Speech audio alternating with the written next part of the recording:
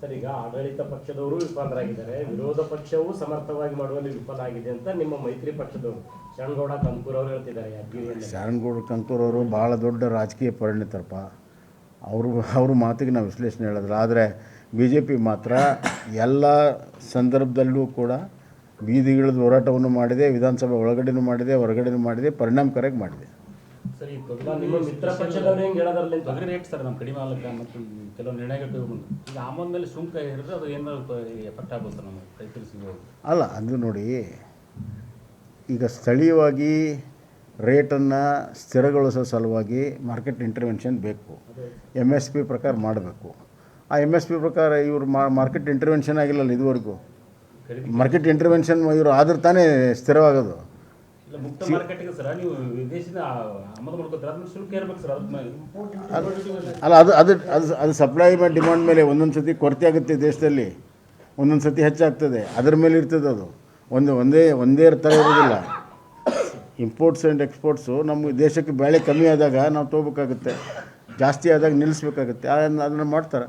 ನಮ್ಮಲ್ಲೂ ಕೂಡ ಬಿಜೆಪಿ ರಾಜ್ಯಾಧ್ಯಕ್ಷರ ಜೊತೆಗೆ ಮತ್ತೆ ಚರ್ಚೆ ಸ್ಟಾರ್ಟ್ ಆಗಿದೆ ಸರ್. ಏನು ಬದಲಾವಣೆ ಆಗುತ್ತಾ? ಏನು ನಮ್ಮಲ್ಲಿ ಯಾವುದೇ ಏನು ಗೊಂದಲ ಏನಿಲ್ಲ, ಅದರಲ್ಲಿ ಏನು ಗೊಂದಲ ಇಲ್ಲ. ನಮ್ಮಲ್ಲಿ ಯಾವುದೂ ಈಗ ಚರ್ಚೆ ಇಲ್ಲ.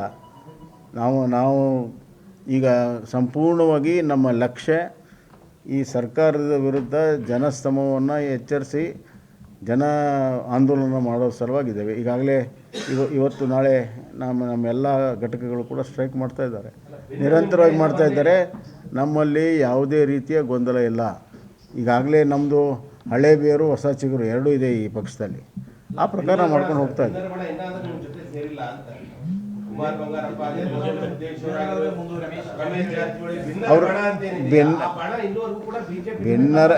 ಬೆನ್ನರ ಬಣ ಅವರು ರಾಜ್ಯದ BJPಯಲ್ಲಿ ಎಲ್ಲರನ್ನೂ ಒಟ್ಟಿಗೆ ತೆಗೆದುಕೊಂಡು ಹೋಗ್ಬೇಕನ್ನುವಂಥ ಸದುದ್ದೇಶದಿಂದ ಮಾಡಿದರೆ ಹೊರತಾಗಿ ಯಾರ್ದಾರ ವಿರುದ್ಧ ಅವರೇನು ಇವತ್ತು ಪ್ರಯತ್ನಗಳನ್ನು ಮಾಡಿಲ್ಲ.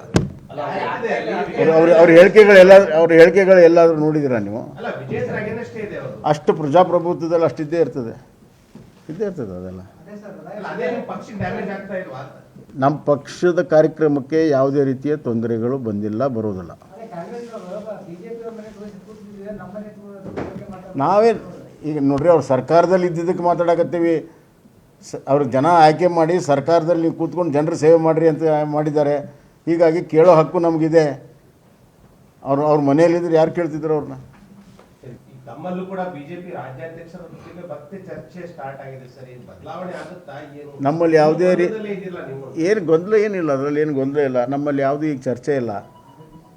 ನಾವು ಈಗ ಸಂಪೂರ್ಣವಾಗಿ ನಮ್ಮ ಲಕ್ಷ್ಯ ಈ ಸರ್ಕಾರದ ವಿರುದ್ಧ ಜನಸ್ತಮವನ್ನು ಎಚ್ಚರಿಸಿ ಜನ ಆಂದೋಲನ ಮಾಡೋ ಸಲುವಾಗಿದ್ದೇವೆ. ಈಗಾಗಲೇ ಇವತ್ತು ನಾಳೆ ನಮ್ಮೆಲ್ಲ ಘಟಕಗಳು ಕೂಡ ಸ್ಟ್ರೈಕ್ ಮಾಡ್ತಾ ಇದ್ದಾರೆ, ನಿರಂತರವಾಗಿ ಮಾಡ್ತಾ ಇದ್ದಾರೆ.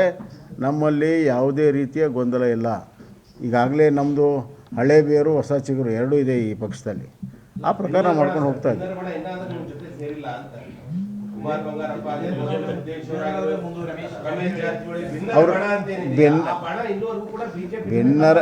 ಬೆನ್ನರ ಬಣ ಅವರು ರಾಜ್ಯದ BJPಯಲ್ಲಿ ಎಲ್ಲರನ್ನೂ ಒಟ್ಟಿಗೆ ತೆಗೆದುಕೊಂಡು ಹೋಗ್ಬೇಕನ್ನುವಂಥ ಸದುದ್ದೇಶದಿಂದ ಮಾಡಿದರೆ ಹೊರತಾಗಿ ಯಾರ್ದಾರ ವಿರುದ್ಧ ಅವರೇನು ಇವತ್ತು ಪ್ರಯತ್ನಗಳನ್ನು ಮಾಡಿಲ್ಲ. ಅವ್ರ ಹೇಳಿಕೆಗಳು ಎಲ್ಲಾದರೂ ನೋಡಿದ್ದೀರಾ ನೀವು? ಅಷ್ಟು ಪ್ರಜಾಪ್ರಭುತ್ವದಲ್ಲಿ ಅಷ್ಟಿದ್ದೇ ಇರ್ತದೆ ಅದೆಲ್ಲ. ನಮ್ಮ ಪಕ್ಷದ ಕಾರ್ಯಕ್ರಮಕ್ಕೆ ಯಾವುದೇ ರೀತಿಯ ತೊಂದರೆಗಳು ಬಂದಿಲ್ಲ, ಬರೋದಿಲ್ಲ. ನಾವೇ ಈಗ ನೋಡ್ರಿ, ಅವ್ರು ಸರ್ಕಾರದಲ್ಲಿ ಇದ್ದಿದ್ದಕ್ಕೆ ಮಾತಾಡಕತ್ತೀವಿ. ಅವ್ರಿಗೆ ಜನ ಆಯ್ಕೆ ಮಾಡಿ ಸರ್ಕಾರದಲ್ಲಿ ನೀವು ಕೂತ್ಕೊಂಡು ಜನರು ಸೇವೆ ಮಾಡಿರಿ ಅಂತ ಮಾಡಿದ್ದಾರೆ. ಹೀಗಾಗಿ ಕೇಳೋ ಹಕ್ಕು ನಮಗಿದೆ. ಅವ್ರ ಮನೆಯಲ್ಲಿದ್ದರೆ ಯಾರು ಕೇಳ್ತಿದ್ರು ಅವ್ರನ್ನ? ನಿರ್ಭೀತ, ನಿಷ್ಪಕ್ಷಪಾತ, ವಿಶ್ವಾಸಾರ್ಹ ಸುದ್ದಿಗಳಿಗೆ ಮತ್ತೊಂದು ಹೆಸರಾಗಿರುವ ನ್ಯೂಸ್ 18 ಕನ್ನಡ ಈಗ ಆಪ್ನಲ್ಲೂ ಲಭ್ಯವಿದೆ. ದಯವಿಟ್ಟು ಇಲ್ಲಿರುವ QR ಕೋಡ್ ಸ್ಕ್ಯಾನ್ ಮಾಡಿಕೊಂಡು ಆಪ್ ಡೌನ್ಲೋಡ್ ಮಾಡೋದಕ್ಕೆ ಮರಿಬೇಡಿ. ನಿಮ್ಮ ಬೆಂಬಲ ಹೀಗೆ ಸದಾ ನಮ್ಮೊಂದಿಗಿರಲಿ. ಧನ್ಯವಾದ.